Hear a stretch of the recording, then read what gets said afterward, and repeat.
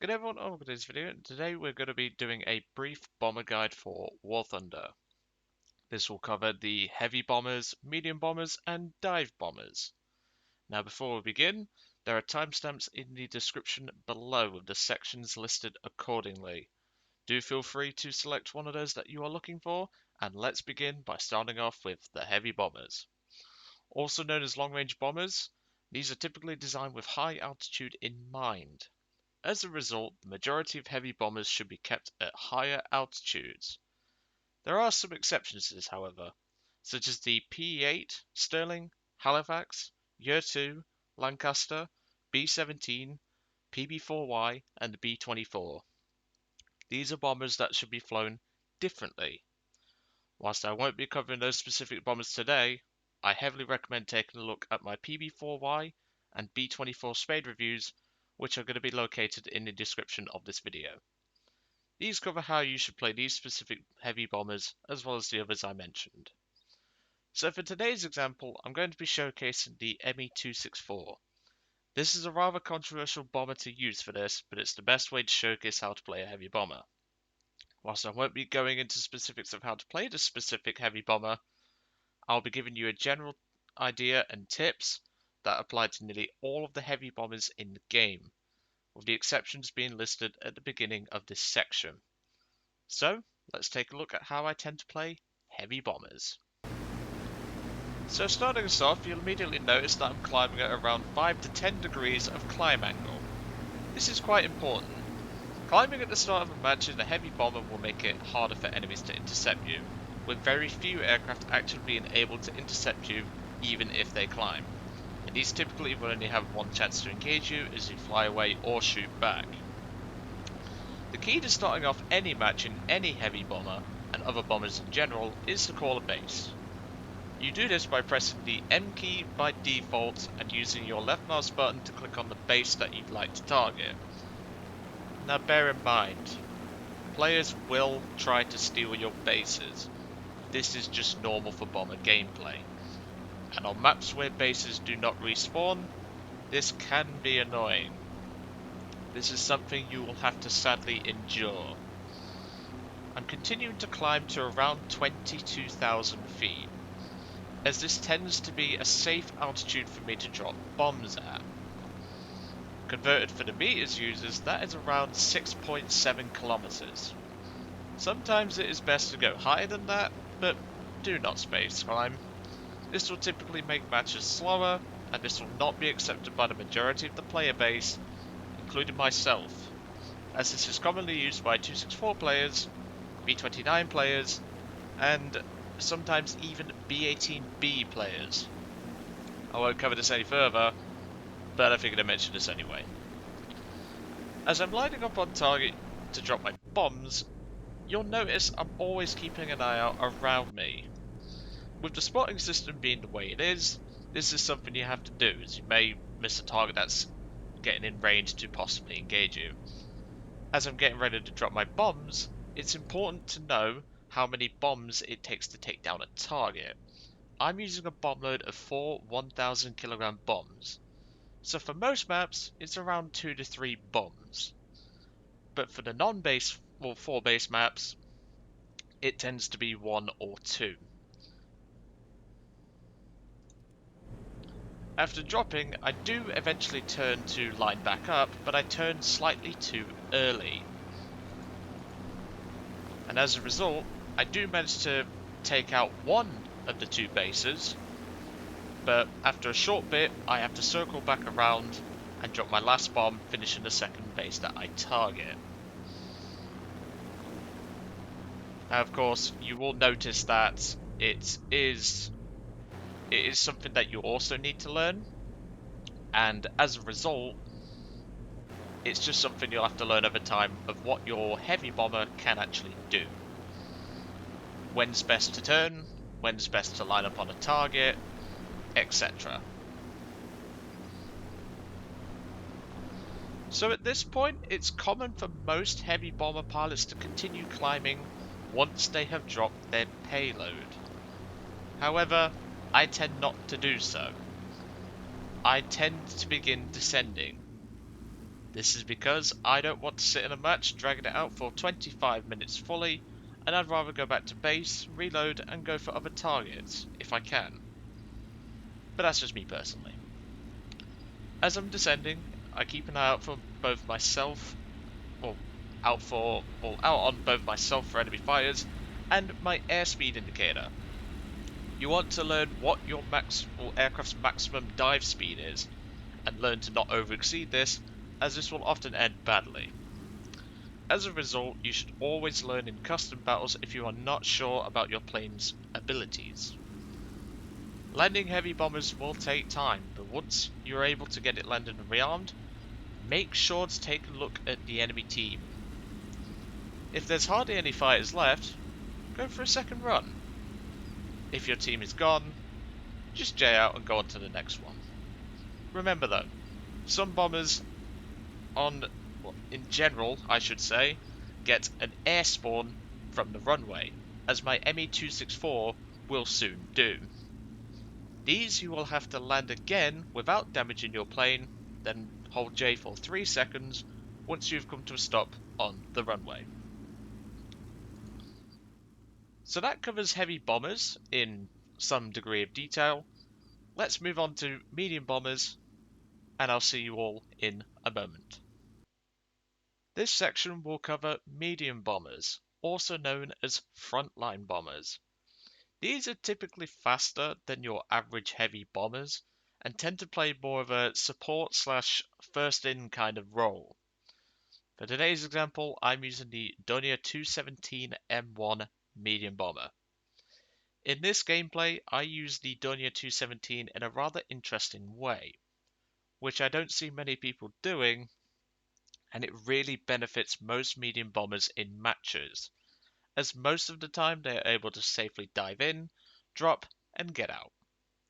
There are several medium bombers that can do what I'm going to be presenting today, such as the B-25, Tu-2, Kai-49, Kai-67, Leo 451, B-18A and B, T-18B1 and 2, Ju-188, Ju-88, and finally Dornier 217s. This doesn't cover all types of medium bomber, but this is the general ones that tend to do this type of playstyle the best. So instead of sitting around, let's go into the battle and let's take a look at how I tend to play medium bombers. So as I mentioned, medium bombers have a different recommended playstyle than heavy bombers, and as a result, you have to consider the maps too. You are not always going to be able to get in, drop, and get out 100% safely. As a result, you have to learn what routes that you can dive in at to make it harder for the enemies to intercept you. I start off by calling the 2 right bases. I could easily destroy one base and damage another, but instead I decided to help my heavy bombers by dropping 2 bombs on each base. This means that they will only have to drop 1 bomb on the bases that I hit, so they can focus elsewhere. This is something called teamwork. Quite a rare sight, War Thunder. As I'm diving in, it's important to keep an eye out around you. You will easily attract enemy fighters doing this. Before I drop, however, notice how I've left myself some altitude. This is important as you will lose speed as you level out to drop. As a result, you will have to leave yourself some room to regain that speed.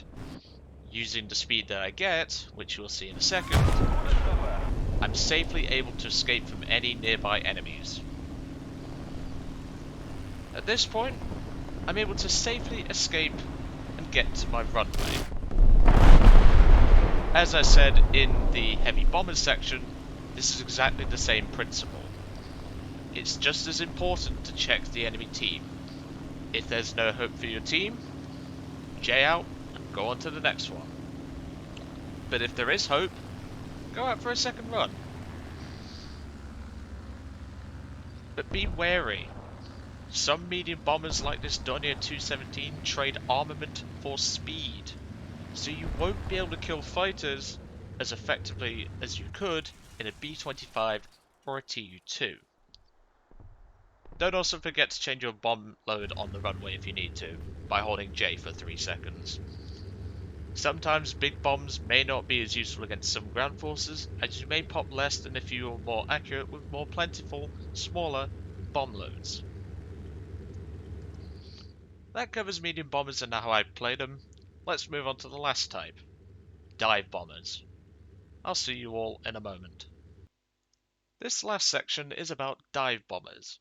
These are typically recognized by aircraft such as the Ju-87 we are using today, the SBD Dauntless, SB-2C Helldiver, SB-2U2/3 Vindicators, Yokosuka D-4Y, PE-2 Peshka, and finally the Swedish B-17 series. These are aircraft that once again play a supporting role. Most of these types of aircraft, with a few exceptions, are unable to take out a base in a single run, and sometimes require 2 to 3 runs. As a result, you are often relegated to a support role, whether that's cleaning up bases that your teammates failed to finish off, or attacking ground targets and using the speed built up in a dive to get out of the area after dropping your bombs. Typically, these are also armed with pilot-controlled machine guns, such as this Ju-87 we are using for this example. Typically, you should only use these if you have to against other aircraft, and it is typically not advised to go fighter mode depending on the map, and also what you are facing. So, let's get into the match, and let's demonstrate both what I mean, but also how I play dive bombers. I'll see you all in a moment. So starting us off, we don't really need to climb, as we're soon going to be diving anyway. I begin by engaging a TBD, which will be appearing very shortly, with both my front and rear weaponry. I wouldn't personally advise this with the bomb load I have on board my Ju-87 today, but I do decide to do it for the fun of it. But after engaging him in a couple of moments, and after having my fun, I decided to go towards the base that I'd marked.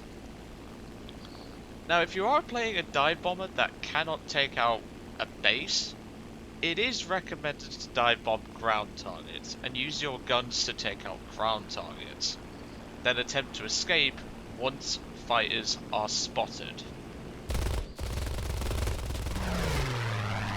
So we are now engaging the TBD Devastator. I personally wouldn't advise it. This is typically, especially if you're engaging a bigger bomber, this is typically not going to end that well, due to the durability of some of the enemy bombers that you can face, and them having better defensive weaponry than what you can dish out. But unfortunately, you are going to witness the two things that make bomber gameplay annoying: base stealing and players not calling bases. Fortunately, I'm able to select a base and I'm prepared to dive bomb. It's the base just to the left there. I start preparing by cutting throttle to 0% initially and deploying my air brakes. This is important because you do not want to go too fast, as this will cause your aircraft to compress and you don't want to crash. And beginning the dive now. As I'm coming down, I'm keeping an eye both on the altimeter and my airspeed indicator. I don't want to get too fast and I don't want to crash into the ground. As I'm near the end of my dive, I throttle to 30%, I release my bomb, and I can accelerate out easier now that I've got a bit of throttle still going in the engine, and I increase to full power. Then I brake sharp left to engage the F3F that decided to come for me and utilise my front guns in the header. After crippling him, and I use my rear gunner to damage him further, this is where he makes a fatal mistake because he underestimates my aircraft.